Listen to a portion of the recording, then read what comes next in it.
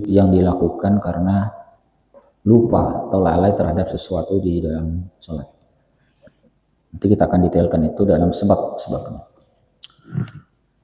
Dasar pensyariatannya disebutkan di dalam hadis Nabi Shallallahu Alaihi Wasallam, bahkan juga dilakukan sendiri oleh beliau Shallallahu Alaihi Wasallam, sebagaimana yang diriwayatkan oleh Al Bukhari dan Muslim dan lain-lain dari sahabat Abu Hurairah radhiyallahu taala berkaitan sebuah peristiwa yang terjadi ketika Nabi Shallallahu Alaihi Wasallam lupa dalam rakaat sholat.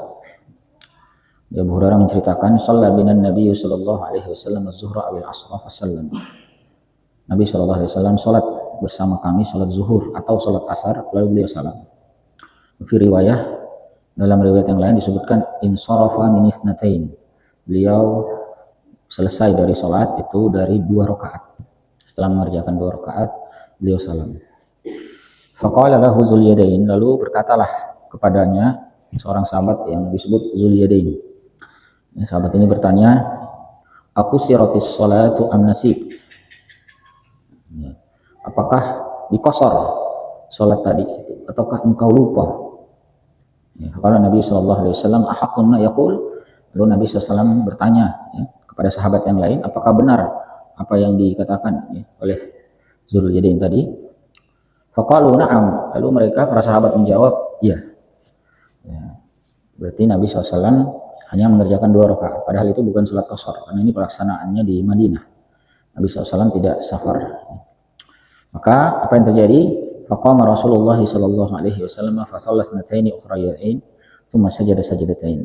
Lalu berdirilah Rasulullah sallallahu alaihi wasallam, kemudian salat 2 rakaat lagi.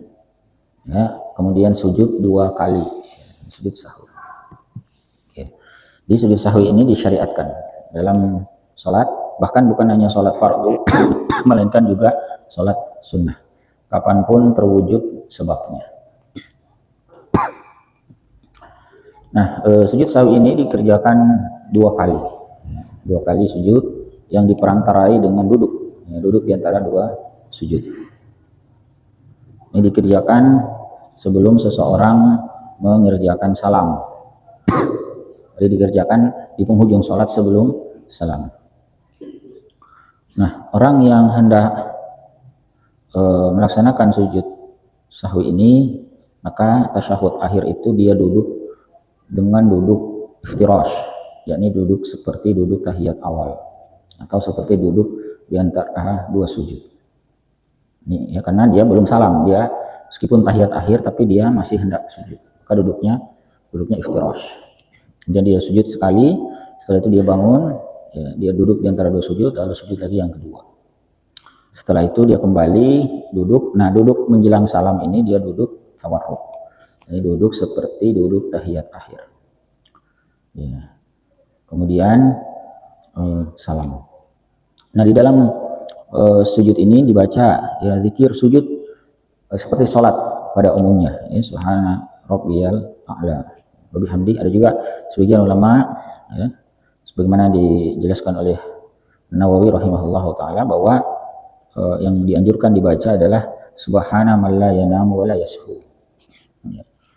Suci Allah yang tidak pernah tidur dan tidak pernah lupa.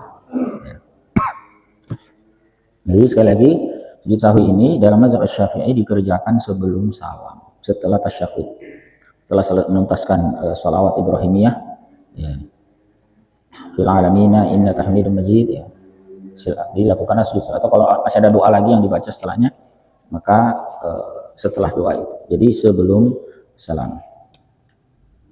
Az-Zuhri sebagaimana diriwayatkan oleh Al-Bukhari dan Muslim menyebutkan wa fi'luhu qabla salami wa huwa akhirul amrayni min fi'lihi sallallahu alaihi wasallam. Di mengerjakan sujud sahwi itu adalah sebelum salam. Dan itu adalah akhir dari 2 perkara yang dikerjakan oleh Nabi sallallahu alaihi wasallam. Di sujud sahwi dulu, kemudian salam. Baik, bagaimana kalau seseorang itu baru menyadari lupanya setelah salam? Jadi sebelum salam dia misalnya lupa tahiyat awal gitu ya. Bukan lupa jumlah rakaat ya. Kalau lupa jumlah rakaat itu wajib ditambah. Jadi lupa jumlah rakaat itu tidak bisa ditebus dengan sujud sahwi, tapi harus dengan mengerjakan rakaat yang kurang. Ya, yang bisa ditebus itu adalah apa yang kemarin kita bahas sebagai sunnah ba'diyah, ya, seperti tahiyat awal, ya, kunut dalam sholat dia lupa, ya, maka itu dapat ditebus dengan sujud sahwi sebelum salam. Nah, bagaimana kalau dia ingatnya setelah salam? Jadi misalnya tadi dia tidak tahiyat awal, sholat sendiri lah gitu ya. Kemudian dia salam, kemudian setelah itu baru ingat. Maka kalau waktunya belum berjeda lama, ya maka dia dapat mengerjakan sujud sahwi. Tapi kalau sudah lama tidak bisa lagi ya, karena sudah salam sudah selesai. Dan tidak mengapa, sholatnya tadi tetap sah. Jadi sholat sujud sahwi itu hukumnya sunnah ya. Seandainya tidak dikerjakan pun tidak membuat sholat itu menjadi batal. Nah, jadi kalau jedanya belum lama, setelah salam dia langsung ingat misalnya, maka dia dapat mengerjakan sujud sahwi itu 2 kali. Tapi ya setelah dia mengerjakan sujud sahwi 2 kali, dia salam lagi. Ya, mengapa? Karena dalam mazhab Syafi'i sujud sahwi itu pada dasarnya adalah bagian dari sholat. Ya, karena itu seseorang yang mengerjakannya meskipun tadi sudah salam, ya ketika dia mengerjakan sujud sahwi dalam waktu yang tidak berjeda lama, dianggap dia berada lagi dalam sholat tersebut. Kemudian dia wajib salam kembali.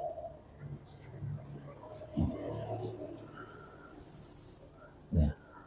Baik, ikhwah jemaah sekalian yang dirahmati Allah Ta'ala.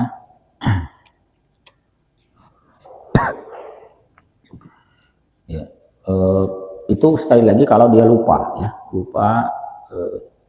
mau sujud sahwi. Kalau memang beda kalau dia menyengaja salam, ya, dia menyengaja salam sebelum sujud sahwi, dia salam. Kemudian ada orang yang menegurnya, Anda tadi tidak tahiyat awal. Kalau memang tadi dia memang menyengaja tidak mau sujud sahwi, maka tidak dapat lagi mengerjakan sujud sahwi setelah salam tersebut. Ya, mudah-mudahan bisa dipahami. Baik, rahimakumullah. Nah, apa sebab seseorang itu disunahkan untuk mengerjakan sujud sahwi? Ada beberapa yang disebutkan di dalam mazhab Syafi'i. Yang pertama, seorang meninggalkan rukun di dalam sholat yang mana rukun itu tidak dapat lagi dia kerjakan karena sudah lewat. Jadi misalnya dia setelah membaca ayat atau surah itu tidak sujud, tidak ruku, dia langsung sujud misalnya.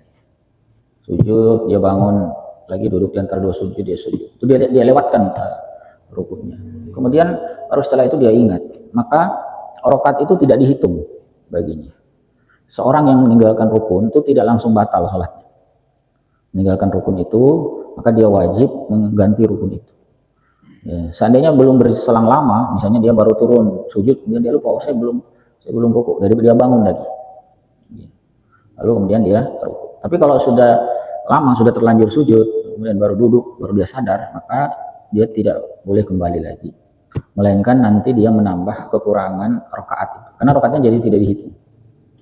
Ya. Sholatnya tetap sah, ya, dia bisa melanjutkannya. Ya. Dan ingat, rukun itu tidak dapat diganti dengan sujud sahwi. Ya. Jadi rukun itu tetap wajib dia kerjakan. Nah, sujud sahwinya itu disebabkan karena dia meninggalkannya tadi, dia lupa.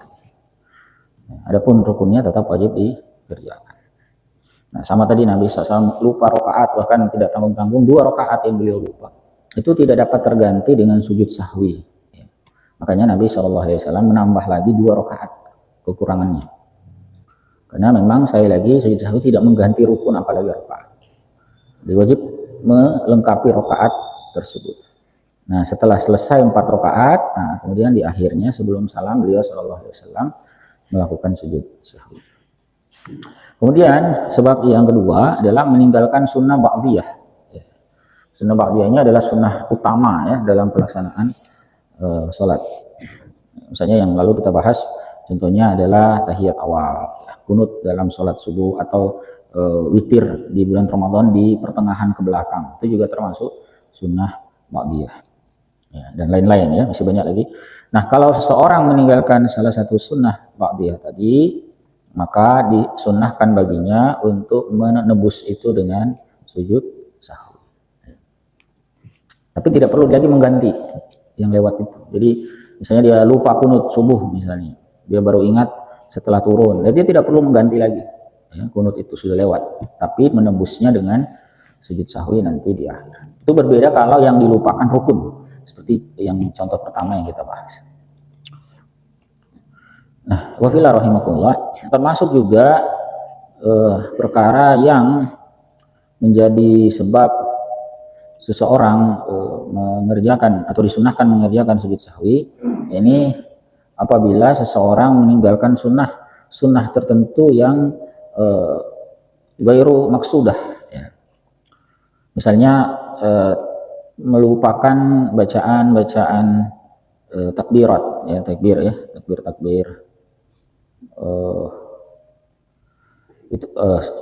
ini yang tidak disunahkan, ya, tidak diganti dengan sujud sahwi, ya. Sunnah-sunnah yang hay'ah namanya, ya.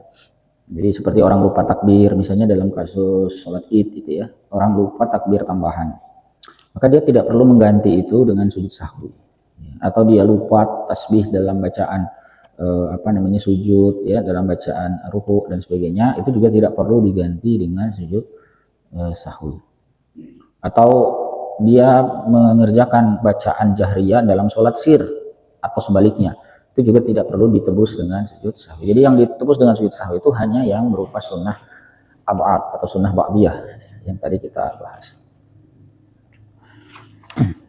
Baik, ikhwafillah rahimakumullah. Kemudian yang juga menjadi penyebab seseorang disunnahkan untuk sujud sahwi itu adalah mengerjakan sesuatu yang seandainya sesuatu itu disengaja, sholatnya batal.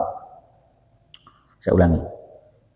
Jadi seseorang mengerjakan sesuatu yang seandainya itu sengaja, maka sholatnya batal. Misalnya apa? Misalnya berbicara. Berbicara secara sengaja dalam sholat itu kan membatalkan sholat. Tetapi kalau dilakukan tidak sengaja misalnya seorang itu kaget, ya, ada sesuatu benda jatuh pecah misalnya, kaget, misalnya. Maka yang begini memang tidak membatalkan sholatnya. Ya, kenapa? Karena itu adalah sesuatu yang ma la yubtilu amduhu. Ya. Yang ma yubtilu amduhu sholat. Yang sengajanya itu bisa membatalkan sholat, tapi dia mengerjakannya tidak sengaja. Ya, bisa dipahami, ya. Jadi sesuatu yang dikerjakan seandainya sengaja sholat batal. Nah, kalau tidak disengaja itu tidak membatalkan sholat, tetapi disunnahkan untuk sujud sahwi. Ya. Nah, misalnya lagi makan, minum, itu kan membatalkan sholat kalau sengaja. Tapi kalau dia tidak sengaja, misalnya tertelan itu berarti tidak sengaja. Maka memang sholatnya tidak batal, tetapi dianjurkan dia mengerjakan sujud sahwi. Termasuk juga misalnya seorang itu lupa jumlah rakaatnya. Dia bingung apakah sholat ini saya kerjakan sudah 3 rakaat atau masih 2. Ya. Maka yang begini juga disunnahkan baginya. Ya, pertama dia memilih dulu yang jumlahnya kecil, yang meyakinkan. Rakaat yang 2 berarti, ya, yang berarti dia nanti menambah 1, kurangan 3 itu. Kemudian disunnahkan dia menebusnya dengan, ya, lupanya itu, ya, dia tebus dengan sujud sahwi. Ya. Baik. Ikhwafillah, jemaah sekalian yang dirahmati oleh Allah Ta'ala, bagaimana kalau misalnya dalam pelaksanaan sholat berjamaah imamnya lupa tetapi makmumnya tidak? Maka ketika imam lupa, ya, lupa perkara yang tadi, ya, perkara yang kita sebutkan, misalnya dia lupa tasyahud awal, maka imam itu dianjurkan sujud sahwi. Tetapi bagaimana dengan makmum? Jawabannya, ketika imam sujud sahwi yang hukumnya sunnah, bagi makmum itu bukan lagi disunnahkan, melainkan menjadi wajib. Ya. Karena hukum mengikuti imam adalah wajib. Meskipun makmum itu tidak melupakan itu, atau bahkan tidak tahu kesalahannya. Misalnya tadi imam lupa tasyahud awal, sementara makmum ini datangnya di tahiyat akhir.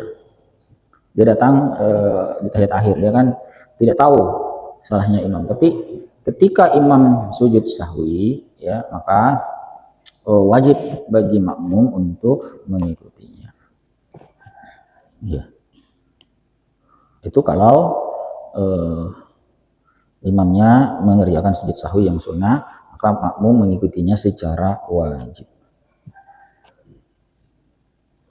Nah, kemudian bagaimana kalau dalam kondisi yang sebaliknya? Artinya yang lupa itu makmum, imamnya tidak. Ya, katakanlah misalnya ketika tasyahud awal begitu, ya makmum tidak melakukan. Habis bangun dari sujud kedua dia lain yang dia ingat misalnya ya, dia tidak mengerjakan, kemudian tiba-tiba imam sudah bangun. Berarti makmumnya lupa, imamnya tidak.